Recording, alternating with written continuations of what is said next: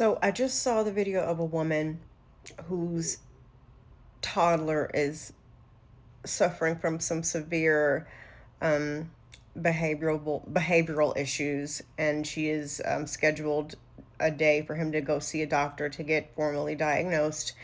And it's overwhelming for her. The child has been kicked out of daycare, and she's just trying to see what her options are and what she can do. And somebody commented and said, "Where's the father in all of this?" And she did a follow-up video to that question, and apparently the dad went to go get some milk and never came back. Now, okay, this isn't about her necessarily, but I'm using that as an example. And a lot of people are going to make excuses and say whatever they have to say to me to make themselves feel better. But if you're in a relationship and you are deciding whether or not to have kids with your partner, first and foremost, and I want you to watch the whole video, don't just stop here. First and foremost, of course, you want to make sure as much as possible, because men be switching it up sometimes, you want to make sure as much as possible that you pick someone who is not broke, who is mentally and emotionally stable, their family aren't a bunch of fucking idiots. You want to do that. That's important. You want to make sure that you guys' finances are in good shape, because kids are expensive. A lot of y'all are fucking delusional about the cost of having kids.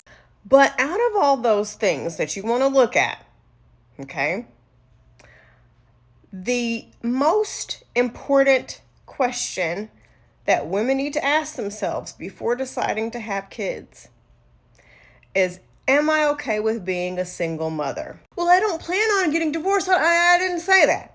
I didn't say that, okay? Most of us didn't plan on being a single mom, whether it be to divorce or death. Yet, there we were. Here we are, single momming it up. But if you cannot answer that question with a confident yes, I'm not going to tell you what to do with your body. You can do whatever the fuck you want.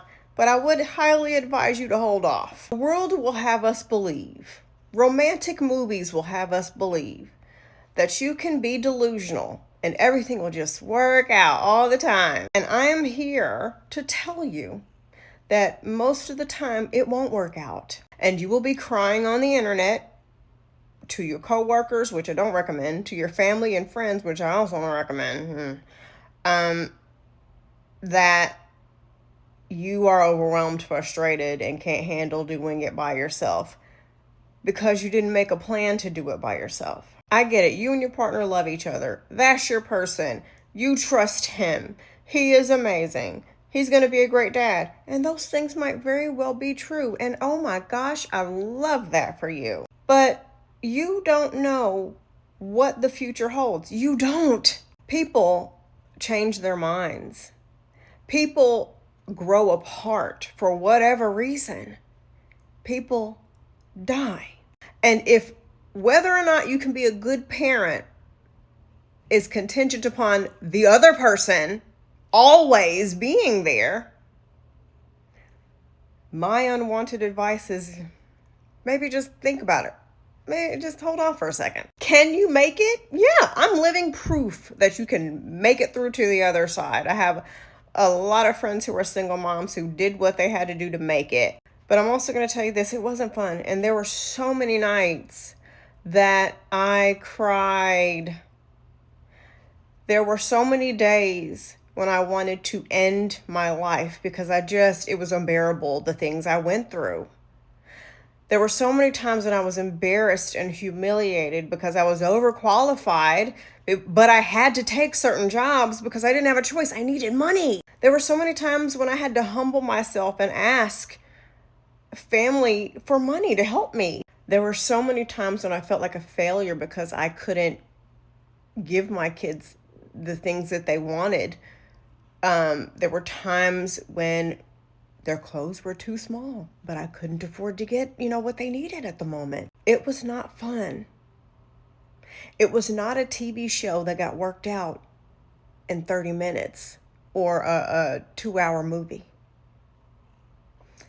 Years of pain trying to rebuild my life. Because I was 20 years old when I met my ex-husband, and I didn't have TikTok and access to a plethora of women being honest and sharing their wisdom of the shit that they went through. And to be quite honest, I probably wouldn't have listened because I was so fucking delusional at that time. But if you're smart, you will hear the things that I'm saying, and you'll have an honest talk with yourself. You know what? I love Bob. I love Jim. I love Dwayne. I love Mike. I love whoever. But if something were to happen to him, or if we were to end our relationship, I couldn't afford to do this. I'm not mentally stable enough to do this. We would be eating out of a dumpster. We would have to live with my mom or my dad. I don't know how I would do this. That should scare you. Never live a life that is contingent on another human being doing their part. If you can't afford to live by yourself, don't move in with him, because you're going to force yourself to put up with some shit because you can't afford to pay rent on your own. If you can't afford to have a child by yourself, I would suggest not doing it yet. Because if shit hits the fan with him, if something happens with him, if you don't want to be in a relationship with him, you're going to put up with some unfavorable shit for the rest of your life or for a long time while you figure out a plan. And some women never do because it's just too much. So if you can't do it alone, don't do it with them. I'm just saying.